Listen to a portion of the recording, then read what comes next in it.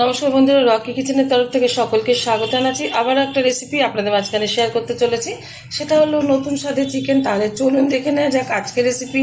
ওভেনে একটা হাঁড়ি বসিয়ে দিয়েছি, তাতে দিয়ে দিয়েছি কিছুটা পরিমাণে সর্ষের তেল। এখন তেলের মধ্যে দিয়ে দেবো কুচিয়ে রাখা পেঁয়াজ, এটা আমি ব্রেস্তা করে ভেজে তুলে নেব।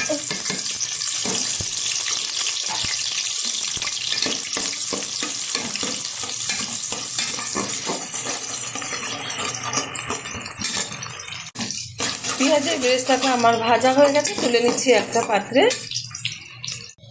ব্রেস্তাটা আমি তুলে নেওয়ার পর এই তেলে দিয়ে দিচ্ছি দুটো তেজপাতা, দুটো শুকনো লঙ্কা, কিছুটা গোটা গরম মশলা, আর দিয়ে দিচ্ছি কিছুটা গোটা জিরে ফোড়ন। ফোড়নটা ভালোভাবে আমি ভেজে নেব।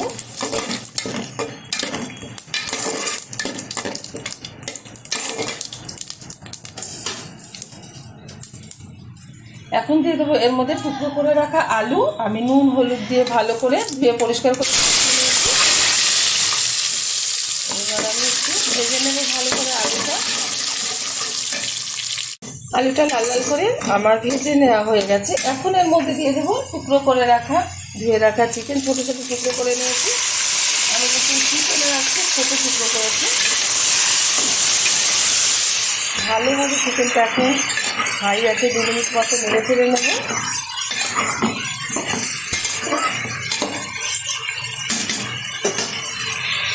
2 মিনিট মতো হাই আছে আমি চিকেনটা একটু ভেজে ভেজে নিয়েছি আলুর সাথে। এখন দিয়ে দেবো এর মধ্যে কিছুটা মিট মশলা।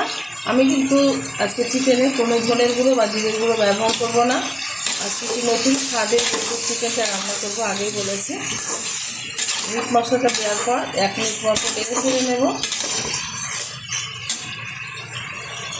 দিয়ে দেবো এখানে এখন লঙ্কার গুঁড়ো। যে যেরকম ঝাল খাবে সেই অনুযায়ী কিন্তু লঙ্কার গুঁড়োটা ব্যবহার করতে হবে। দিয়ে দিলাম 1.5 চামচের একটু কম লঙ্কার গুঁড়ো। দিয়ে দিচ্ছি 1 চামচ হলুদ গুঁড়ো। দিয়ে দেবো স্বাদ মতো লবণ। যতটা ঝোল রাখবো সেই অনুযায়ী লবণটা ব্যবহার করলাম। ভালো কালার আসার জন্য দিয়ে দিচ্ছি একটু কাশ্মীরি লঙ্কার গুঁড়ো। এবার ভালোভাবে আবার একটু উপকরণগুলো চিকেনের সাথে মিশিয়ে নিচ্ছি। মিনিট মতো আমি মিট মশলা দেওয়ার পর নেড়ে ছেড়ে নিয়েছি, মানে সবগুলো উপকরণ দেওয়ার পর নেড়ে ছেড়ে নিয়েছি। এখন দিয়ে দেবো এর মধ্যে এই যে আদা পেঁয়াজ রসুনের রস, আমি পেস্ট করার পর ছেঁকে নিয়েছি রসটা। আর দিয়ে দিলাম একটা টুকরো করে রাখা টমেটো। এবার ভালোভাবে আমি চিকেনটা এই উপকরণগুলোর সাথে মিশিয়ে নেবো। প্রায় 7 থেকে 8 মিনিট মতো হাই আছে।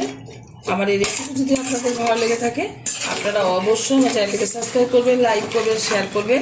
আর এরকম নতুন স্টাইলে আবার চিকেন রান্না করে খেয়ে দেবেন, যে কোনো কিছু সাথে ভীষণ ভালো লাগবে। চিকেনটা ভালোভাবে হাই আছে কষিয়ে নিয়েছি। এখন এর মধ্যে দিয়ে দেবো কিছুটা এলাচের দানা, আমি ছাড়িয়ে নিয়েছি, সেটা দিয়ে দিলাম। ভালো ফ্লেভার আসবে এরকমভাবে যদি এলাচের দানা আপনারা ব্যবহার করেন। আর এলাচের দানাটা কিন্তু আমি ওভেনের পাশে রেখে দিয়েছিলাম, আর ভাজা টাইপের হয়ে যাওয়ার পর কিন্তু এটা গুঁড়ো করে নিয়েছি, তাতে ফ্লেভারটা ভীষণ ভালো আসে। আপনারা ট্রাই করে দেখতে পারেন। এখন দিয়ে দেবো পরিমাণ মতো জল।